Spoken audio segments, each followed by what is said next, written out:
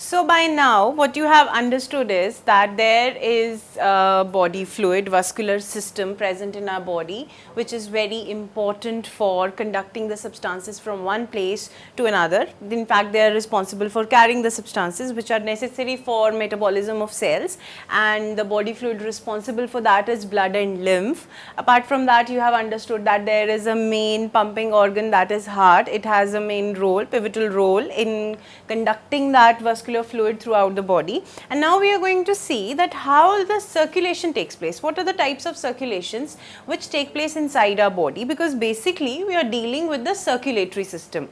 Now what is circulatory system all about? In simple terms, if you have understood, it is carrying one substance from one place to another place. Okay, because our body does not have special supply, or it is not as that of plants, which is accustomed to have each organ having its own supply of air and own supply of nutrients. Our body does not have such arrangement, and for such an arrangement there is a system which is required, and for that we have circulatory system. Now what we are going to study is how does the circulation takes place. So now first of all we have to understand about very important double circulation first of all. Secondly, we would understand about the portal systems, and third would be coronary artery system that we have to understand. Now these terms, they sound heavyweight, but they are very simple because now you are quite clear with the basic fundamentals of this system and the physiology behind the systems. Now what you have to see is what is double circulation before we jump to other two types of circulation, which was, first one was hepatic portal circulation and the other one was the coronary artery circulation. So what we have to deal with now is double circulation. First of all, the double circulation, as the name suggests, that means the circulation would be taking place, but there would be two types of circulations which would be occurring, and each one being at some point different from the other. That is why they are classified into different categories. So as the name suggests, pulmonary circulation, first one is the pulmonary circulation and other one is systemic circulation. Now what you have to remember is that the name itself is speaking volumes about itself, that pulmonary is related to lungs. Now recall your knowledge about the respiratory system.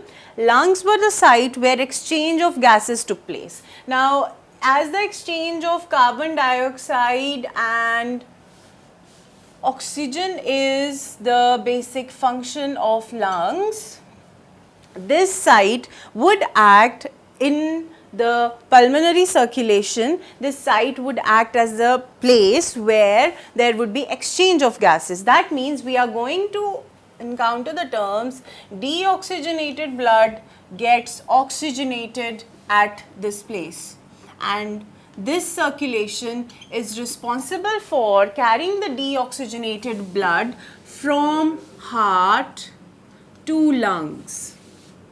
So this is what the pulmonary circulation all about. Now that is not the only thing you have to remember. Apart from that, first of all understand what is systemic circulation. Now why does this exchange take place? You know that the exchange takes place because the tissues are in dire need of oxygen all the time for the respiratory purposes. So the oxygen which comes to the heart has to reach the organs, and for that we have systemic circulation. Alright, now in systemic circulation we have arteries and veins which carry material like nutrients, oxygen between the organs and heart. So this part deals with oxygenated blood from heart to the organs from where the deoxygenated blood is taken up. Alright, the oxygenated blood from heart would be given to tissues from where the deoxygenated blood would be taken up. So this is the systemic circulation. Because it is circulatory, it is cyclical, we have the systemic circulation, and in systemic circulation, according to some authors, there is a portal system and there is coronary artery system. Now let us see what this is all about by a simple line, not a line diagram, by a block diagram, which helps us understand how the circulation takes place with respect to heart, because the main organ responsible for circulation of fluids, body fluids in the entire body happens to be heart. So we have to see the circulation taking place with respect to heart. Now I am going to take heart as the four-chambered part, where we have right auricle, right ventricle, left auricle, left ventricle. Now what happens is, supposedly this is right auricle, this would be right ventricle, this is left and left ventricle. Now you know what happens is, in the structure of heart you have seen that inside the right auricle comes the deoxygenated blood, it enters the right ventricle and it is thrown or pumped rather towards the lungs.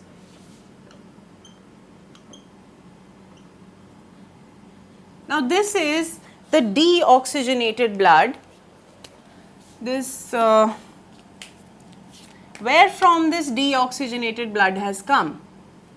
Of course it would come from the tissues. So this deoxygenated blood arrives to, I am going to represent this with a blue colored felt pen so that you understand it in terms of deoxygenated. Our veins look blue in color because they have deoxygenated blood in it.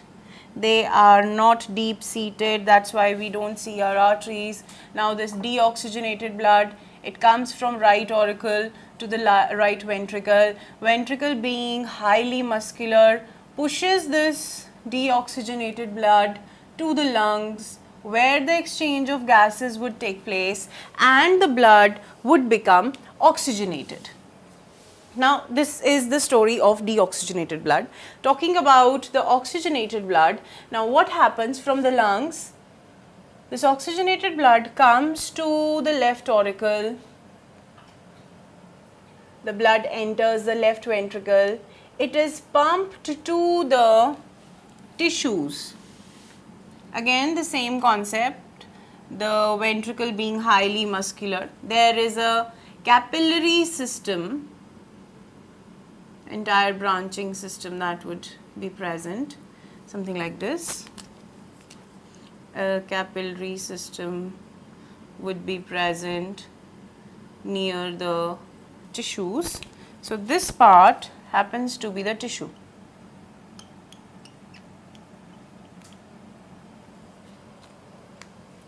Now what happens during this entire double circulation thing? The deoxygenated blood from the body comes and enters the right atrium of the heart. It is thrown into the right ventricle of the heart, from where it is pushed and pumped by the muscular contraction of the heart, which takes place within every 8 seconds. It is thrown into the, this is, let us recall the blood vessels as well. We are going to remember the names. This part, as it is bringing the deoxygenated blood to the heart, but because it is bringing something to the heart, we call it vena cava. Okay, these are the veins, they bring it. Okay, now this part, this particular region, because it is taking away the blood from heart, this would be known as pulmonary artery. Now you know it, why it is called pulmonary artery, because it is taking away the blood from over here. It is taking away blood from heart, so we call it an artery. Whatever takes blood away from heart is known as artery. So because it is taking the blood to the lungs, we call it pulmonary artery. And because this particular artery brings blood towards oxygen, though it is oxygenated, this would be known as pulmonary vein. Okay, and through aorta the oxygenated blood would reach towards the tissues. Now let us take an overview, simple one. Inferior and superior vena cavas, they bring the deoxygenated blood into the right atrium. They throw the blood into the right ventricle, from where it is pushed and pumped towards the lungs for exchange of gases, so that the carbon dioxide is thrown out of the body. It is pumped to the lungs through pulmonary artery. It takes away the blood from the heart towards the lungs, and the blood happens to be deoxygenated, and in return, when the blood has got rid of the carbon dioxide present in it, the oxygenated blood comes to the left auricle of the heart by pulmonary vein.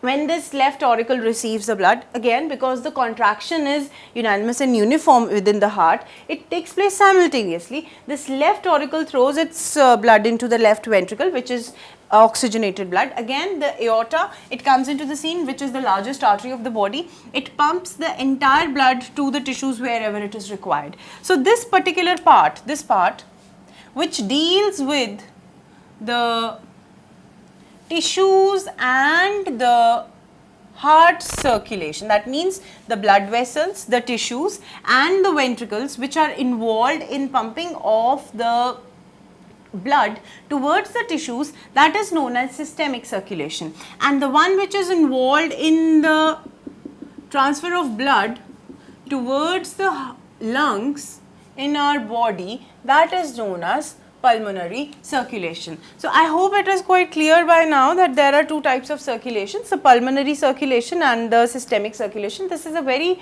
simple concept. One thing is that some part of the circulation deals with the oxygenated and deoxygenated blood for exchange of nutrients and oxygen, so that the tissues take them up. That part is known as systemic circulation, and the part that deals with the exchange of gases through the agency of lungs and its alveoli, that part is known as pulmonary circulation. So the blood vessels which are involved with the exchange involved at lungs, they would be part of pulmonary circulation, and those which are involved in the circulation which is paramount for the tissues, that would be in the systemic circulation. Next we are going to discuss about portal system. Okay. And after that we are going to discuss about coronary arteries. Let's take coronary arteries first before going to portal system. Now, what is in coronary artery circulation? Again, try to recall your lesson that where you had an intro to human heart. The circulation involved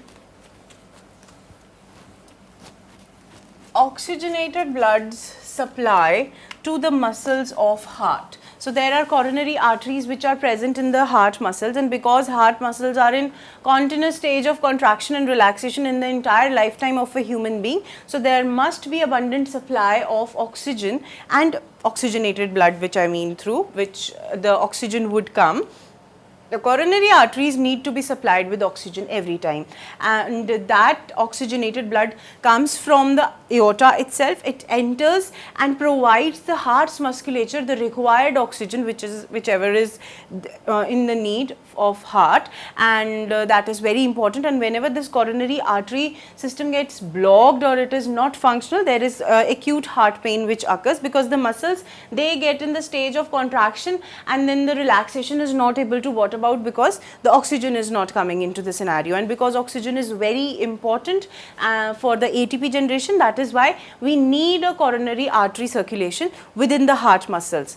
Okay, now what is next is hepatic portal system. For that you need to see the next lecture.